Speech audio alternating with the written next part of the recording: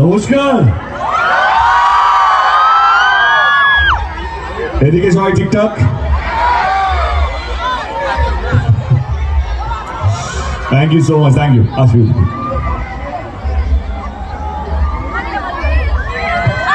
এদিকে কেমন আছেন সবাই? কেমন আছেন তোমরা?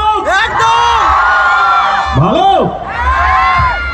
ওকে, প্রথমে মঞ্চে সবাইকে ধন্যবাদ জানাই, কারণ আমাকে এখানে আমন্ত্রণ জানানোর জন্য।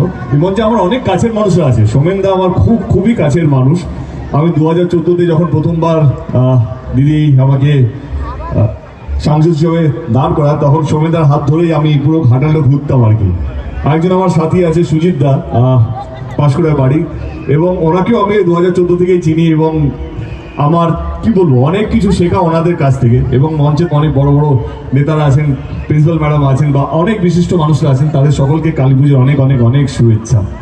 আজকে আমার মনে হয় তমলুকে আর কেউ বাড়িতে নেই, এই আমি জানতে পারলাম, যেহেতু পুজো বা অনেক সময় এসপি স্যারও আছেন। সরি, এসপি স্যারকে অসংখ্য ধন্যবাদ। পুজোর জন্য বা অনুষ্ঠানের জন্য আমাদেরকে বিভিন্ন জায়গায় যেতে হয়, বিভিন্ন ডিস্ট্রিক্টে যেতে হয়। মনে থাকে নাকি কোন কোন জায়গায়?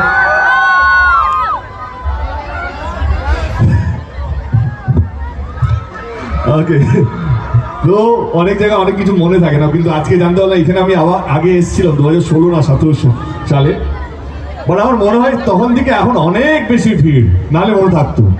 ধন্যবাদ আপনাদের সকলকে আসার জন্য। কালী পুজো উৎসব খুব ইম্পর্টেন্ট একটা জিনিস, যেখানে মানুষকে এক করে, যে যেই ধর্ম হোক না কেন মানুষ এক হয়। এবং আমি বিশেষ করে চঞ্চলদাকে ধন্যবাদ জানাবো যে এত সুন্দর একটা পুজো এবং এত সুন্দর পরিবেশ তৈরি করার জন্য, যেখানে তমলুকের প্রত্যেকটা মানুষ, আই এম শিওর তমলুকের বাইরেও অনেক লোক আছে যারা আজকে এসছেন এখানে, তাদেরকে অসংখ্য ধন্যবাদ। কালী পুজোর আপনাদের সকলকে অনেক অনেক শুভেচ্ছা।